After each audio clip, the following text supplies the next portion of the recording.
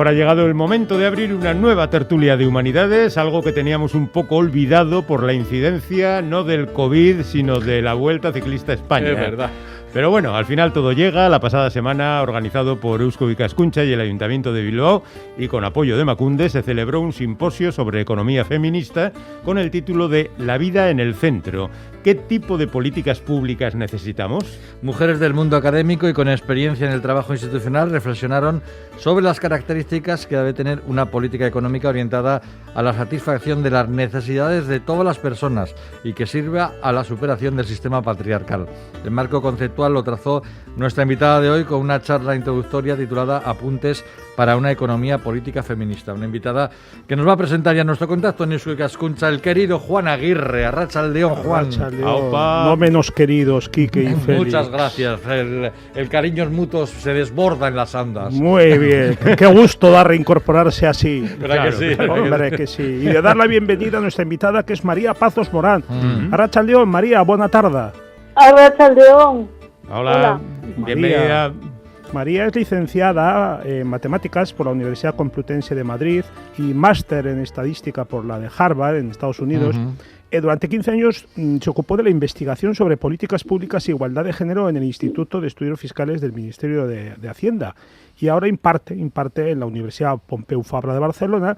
Y también imparte en diferentes posgrados, en universidades, organismos públicos, etcétera. Es autora además de varios libros, el más reciente Contra el patriarcado, economía feminista para una sociedad justa y sostenible, y efectivamente, como ha dicho Quique, ella fue la que trazó un poco el marco conceptual de la jornada de la semana pasada, con una ponencia que esta y todas las demás se pueden ver en YouTube, en el canal de Eusko Ikaskuntza, donde han quedado recogidas. Bueno, pues eso, después de que hablemos con ella, que seguramente ya despertará la atención de nuestros oyentes. Esa economía feminista, de la que hablaba María Pazos la semana pasada, pues es un concepto, lo confesamos, no habíamos oído hablar antes de ahora.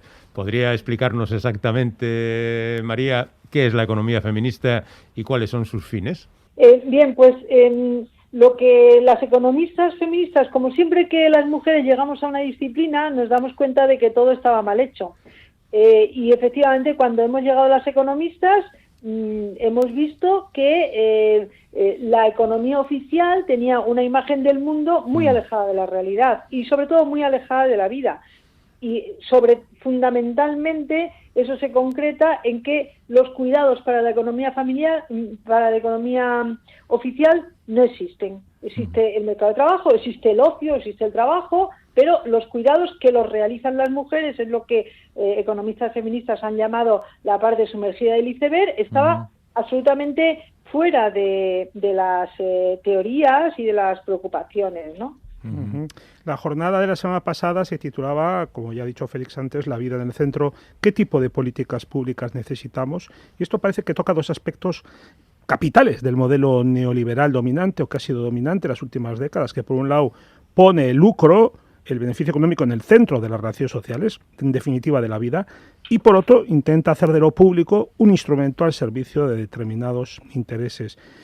María, si lo entendimos bien, lo que se explicó el otro día en la jornada es que este sistema, que acabo de sucintamente describir, nos desafía a todos, a todas, pero sus consecuencias no son las mismas para las mujeres que para los hombres. Claro, es que lo que queremos poner sobre la mesa desde la economía feminista es que este modelo capitalista, ahora en su forma neoliberal, pero también antes en el capitalismo primitivo, etcétera, que tiene como leitmotiv el lucro y como hemos dicho está alejado de la vida, pero se entrecruza también con una estructura patriarcal que pone a los hombres y a las mujeres separadamente en diferentes situaciones, tanto en el empleo con los hombres en unas posiciones preeminentes y un empleo completamente segregado por profesiones y también verticalmente, como en la otra cara de la moneda, que es el hogar, donde las mujeres siempre hemos sido las cuidadoras y ahora las cuidadoras principales, aunque los hombres han pasado ya a ser ayudantes. Estas dos estructuras, la patriarcal y la neoliberal, se alían porque, por un lado, las empresas tienen en las mujeres una mano de obra barata, que intercambiable, que les viene bien a ciertos empresarios, sobre todo más rezagados, en cuanto menos modernizados, pero también a los hombres les viene bien para mantener sus posiciones de poder, y sus posiciones de poder no solo en el empleo, sino también en la familia, ¿no? Entonces, esto es una estructura que está basada en la división sexual del trabajo, que es lo que en este momento es el desafío para la humanidad, pero en concreto es el movimiento feminista el que lleva la vanguardia para diluirlo, ¿no? Uh-huh. Oye, en tu conferencia, María, hiciste un diagnóstico de la situación actual de la mujer bastante pesimista. Sin embargo, alguien con cierta perspectiva histórica podría recordar que las cosas han cambiado sensible y positivamente para la mujer de un tiempo a esta parte, y que las generaciones actuales tienen una conciencia que no poseían sus madres ni sus abuelas. A ver, ¿qué objetaría a esto María Pazos? Mira, yo soy ya de una generación un poco mayor, y por eso quiero decir que depende si hablamos de madres y de abuelas. Puedo decir que la generación de mis abuelas también tenía una conciencia mayor que la generación de mi madre, ¿no? Porque tendemos a pensar que la historia es lineal, pero eso no es cierto, ni mucho menos. La historia va para adelante y para atrás, y sabemos que hemos retrocedido. En el Estado español sabemos que desde la ola feminista que había en los años 20, 30, que era la ola sufragista, a lo que vino después, el telón negro que se cernió sobre todas nosotras y nosotros. La dictadura, el franquismo, claro. Claro, que fue la dictadura del franquismo, pero que también fue la contrarreacción en muchos otros países, porque fue el fascismo, fue la Guerra Mundial, se retrocedió mucho y no se recuperó hasta la siguiente ola de feminismo de los años 70, ¿no? De 1970. Por no hablar de otros retrocesos como los de Argelia, Afganistán, o aquí ahora el retroceso al que nos enfrentamos. En este momento, esto hay que decirlo, estamos en una ola feminista, pero nos enfrentamos a una vuelta de las mujeres al hogar que nos puede llevar a un retroceso de un siglo, porque si realmente no hay unas escuelas que nos aseguren una escolarización de las criaturas para que las mujeres puedan mantenerse en sus empleos a tiempo completo, como no las está habiendo, si los servicios públicos se siguen deteriorando y no se refuerzan, con los servicios públicos de atención a la dependencia, etcétera, y las mujeres que estamos en las peores posiciones seguimos perdiendo nuestros puestos de trabajo y yendo a la pobreza, que también es a la dependencia económica de los hombres, pues de verdad no está asegurado. Las conquistas de las mujeres nunca están aseguradas, siempre están en peligro. De hecho, hace unos días se dio a conocer un dato que a mí me pareció demoledor, que es que casi el 50%, casi la mitad de las investigadoras científicas en España abandonan sus carreras tras la primera maternidad. Claro, esto en un esquema en el que las mujeres en el mundo de la investigación tienen cada vez más peso y más importancia, es, pues yo diría que un desastre sin paliativos. María, ¿esto cómo puede estar sucediendo en pleno siglo XXI? Bueno, ya nos lo has anticipado un poco, estamos en una ola en este sentido de regresión, pero ¿es un problema específico de este país o se produce también en otros de nuestro entorno?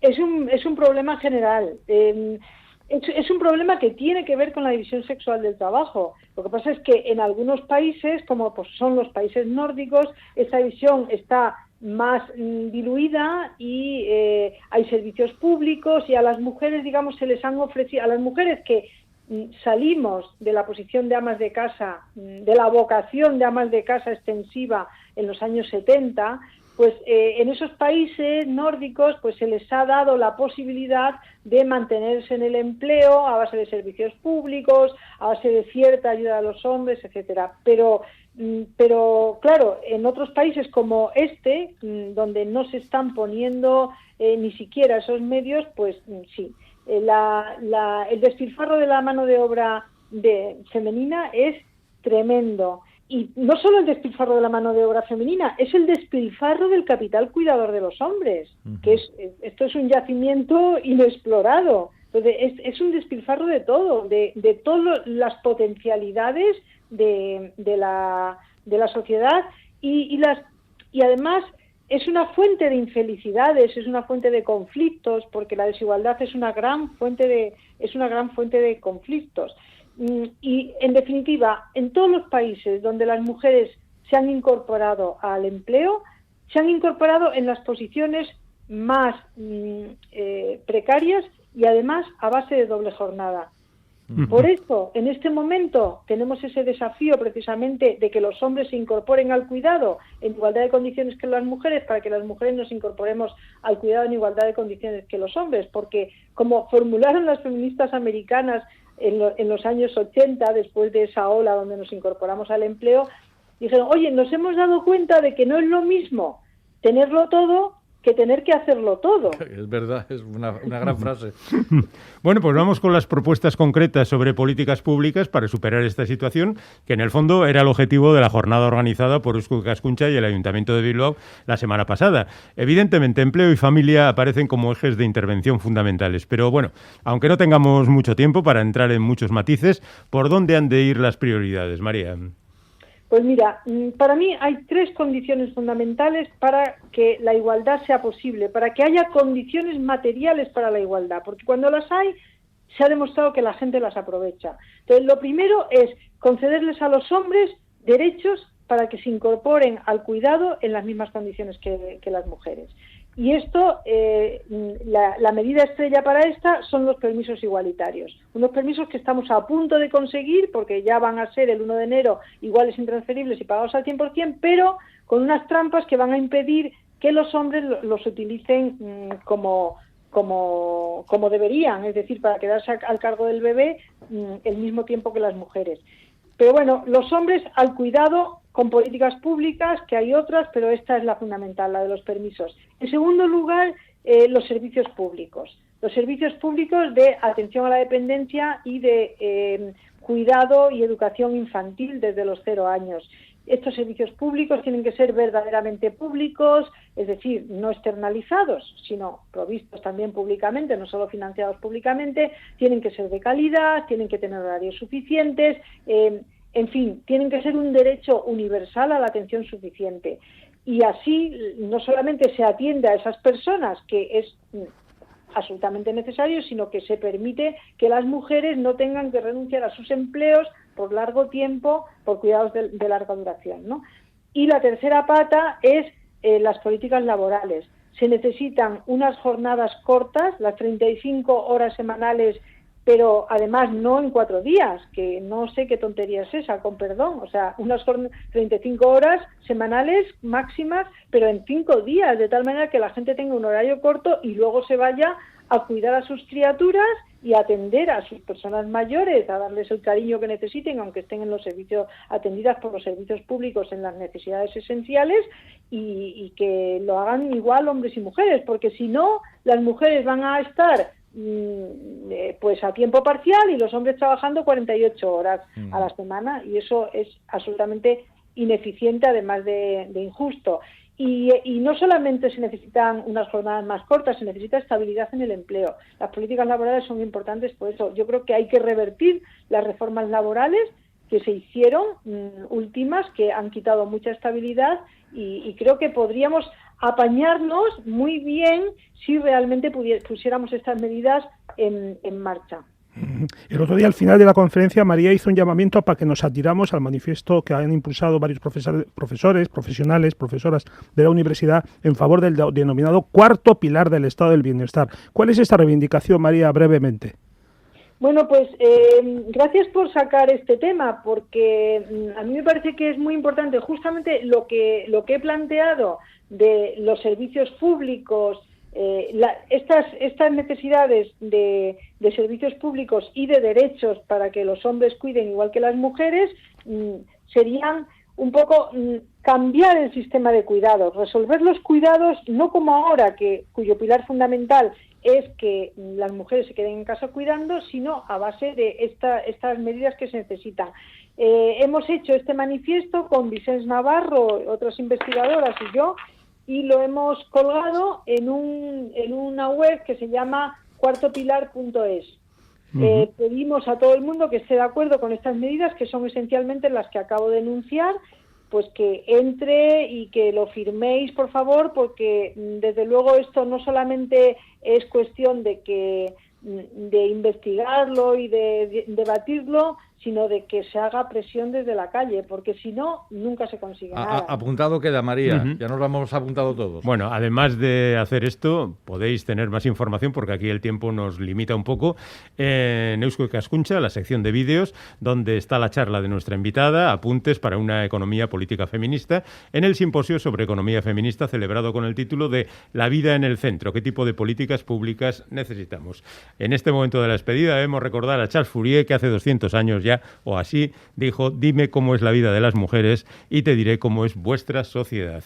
Con ello terminamos. Muchísimas gracias, María Pazos Morán. Bueno, es que ricasco. Agur, María, hasta Gracias. otra. Juan, ya tía, hasta dentro de 15 Venga, días. hasta la quincena. Que ya no hay ciclistas. Menos mal. Hasta Agur. luego. Un abrazo.